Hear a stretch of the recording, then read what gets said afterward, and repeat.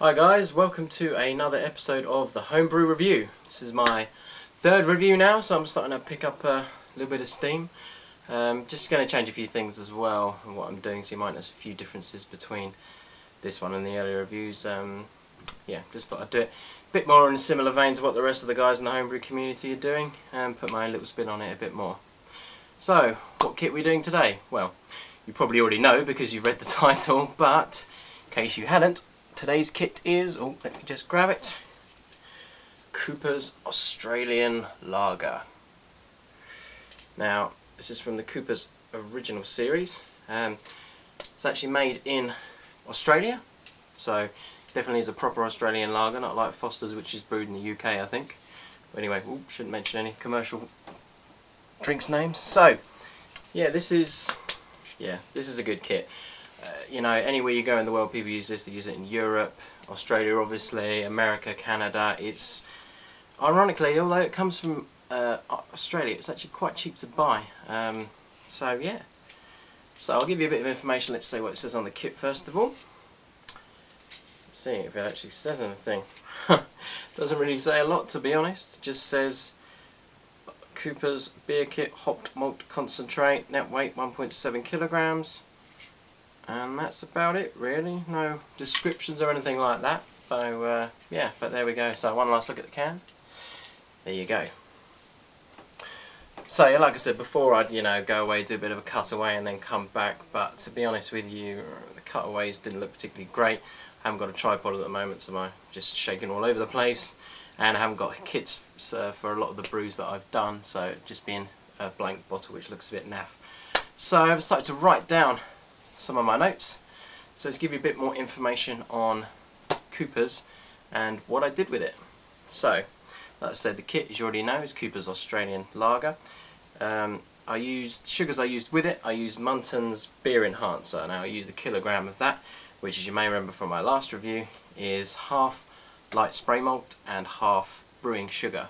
The idea of that is it just gives it a bit more of a body to it, and a bit more of a head as well, to make it sort of similar in quality to the 2-can kits you get, which use just all malt extract and you don't need to add any sugars into them. So yeah, that's what I used. Used the standard yeast that came with the kit. The original gravity was 1.034 and the final gravity was 1.006, which gives us an ABV of 4.3%, which is pretty good. It's definitely more of a session beer. You can have a few of those before, it's not like some of this 7-8% stuff where you have a couple of pints and you're absolutely 3 sheets to the wind. So yeah, it's a nice, all-round good, standard drink really. When I primed it in my usual 500ml bottles, and I used just half a teaspoon of granulated sugar per bottle, so nothing fancy about that. After the dramas of the previous malt extract bottling, I've decided not to bother with that for the time being. Of course, the do is I could just mix it up with some water, put it in a secondary fermenting vessel, then transfer all the beer into there first and then bottle it. But to me, it's just as easy really just to do it with a funnel and a teaspoon. So what you're going to do.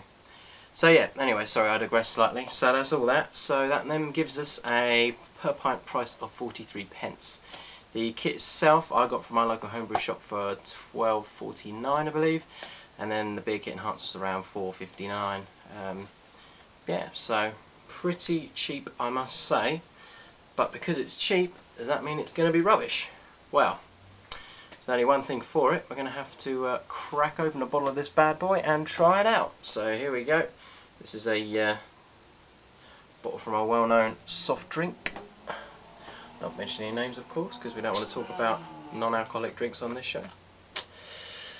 So, here we go. I'm not going to lie to you, I'm looking forward to this. So we till it first to give it a bit of head, and we pour it off like so. Look at that. Oh, I'm already getting sort of that hops aroma. Make sure I don't get much sediment in there, a tiny little bit, but that's okay. So, here we go. It's pretty darn clear. Not sure if you can see that from here. Let me just grab a torch, 1 second, sorry. Okay, so yeah, before I was showing the torch right in front of it and you couldn't see anything through it, so go for a bit more of a illuminated approach there. You can see it's quite nicely carbonated as well. I mean, a lot of that is because of the glass I use, the Foster's glass, and it's got the proper indents at the bottom that really give it a bit more oomph to it. But yeah, look at that. I mean, that's a really good head on that.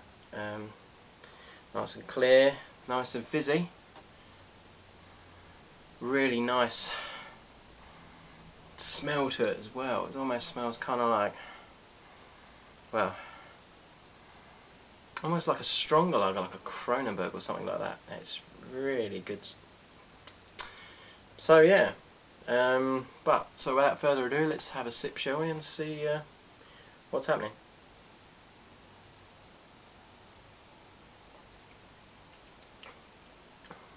Oh yeah.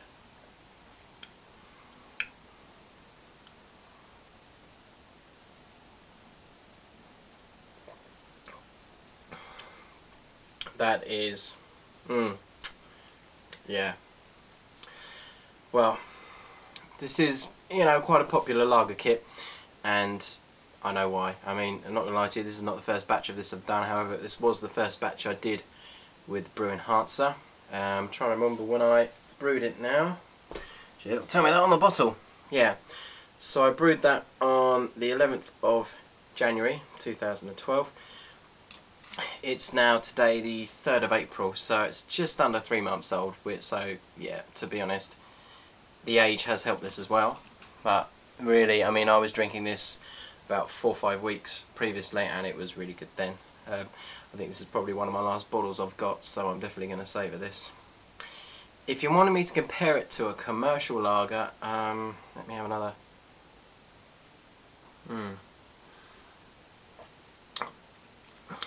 It's definitely, don't let it fool you, because it's an Australian lager, everyone thinks Foster's clone. It's not. I would more put it on a level with something like Tuborg, maybe even sort of, well, not Coors Light, but yeah, something like Tuborg. I think it tastes a bit European to me, but not as heavy as something like Stella or Kronenberg or Beck's. I mean, Beck's I'm not a big fan of, but it's quite sort of overpowering metallic taste to it. Same with Stella to a certain extent. So I would say, yeah, definitely more something like Tuborg rather than Foster's, Carlsberg, Carling, you know, the real cheapy British lagers that you get. Obviously, guys of the States, a lot will be familiar with those, so sorry, I don't really know what I could compare it to, your guys. I suppose, well, no, I can't really compare it to a traditional American lager. It's not like Budweiser or anything like that. So yeah, I mean, oh, see, look, still the head is still there. That really is a fantastic brew. I'm going to do note, I'm a lager guy, but this is really nice. I think you guys, you know, into your real ales, you might just think, oh, you know, lager's a bit like Natsui, but seriously, give this a go, because so it's got a bit more substance to it than your normal rubbish that you would probably get in the pub. You can even spice it up, put some more hops in there or something, you know, just to make it a bit stronger. But yeah, that is without a doubt probably the best homebrew lager I've had so far. So yeah, that's definitely something to bear in mind. So yeah, I have to try and put this down for a minute. So if I was going to give it a score, then I suppose, I don't know really. It's difficult with these scores because, like I said, depends what you want it for. If you're looking for a beer that's just lovely to drink, have one or two and that's it. You're looking for something you could drink a lot of in one night, although, you know, drink responsibly, people. Again, it's all about my taste, but I don't know. Have one more try. Sorry, it's just an excuse to have another drink, really, isn't it?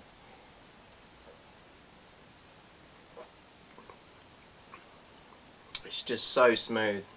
It's not too gassy. It's got a lovely little bit of head to it. Do you know what? Stuff it. I'm going to give this a 9 out of 10 because it's brilliant. I absolutely love it. You see, I've got another kit here that I'm probably going to brew up very soon because, yeah, this is great.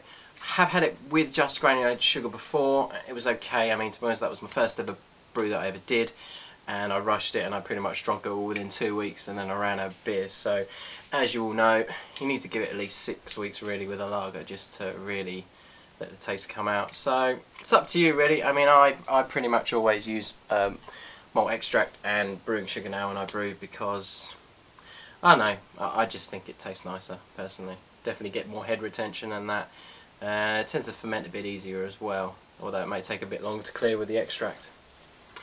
So yeah, like I said, really definitely encourage you to get yourself a kit of that. Even if you're not a massive lager fan, I'm pretty sure you probably would enjoy that, I think. Yeah, so ooh, that was definitely a good one today. Gotta say, I don't think this is going to last much longer, so I think I'm going to leave you guys to it, and then I'm going to concentrate on finishing off this very lovely glass of Cooper's Australian Lager. So yeah, thanks very much for watching. Got a few subscribers now as well. Hi guys, thanks for subscribing. It's only 3 people so far, but you know, we've got to start somewhere, as I said before, so hopefully it'll be more over the coming weeks. Another thing to let you know as well is that I'm actually on Twitter now as well. I've got my own Twitter account for the Homebrew Review, because I didn't want to spam all my friends with Homebrew updates on my normal Twitter account. So yeah, the account is at @HB_review. I'll try and get that across the bottom. Yeah, so give me a follow, be nice, and do a few more updates there. I did a couple of photos of what I was doing Sunday night, you know, just bottling up and things like that. I've also got my first Homebrew Wednesday video online now as well, so take a look at that if you want. And hopefully I'll have one up for you too this week as well. So once again, cheers guys, happy homebrewing. Yeah, and enjoy yourself. Take care.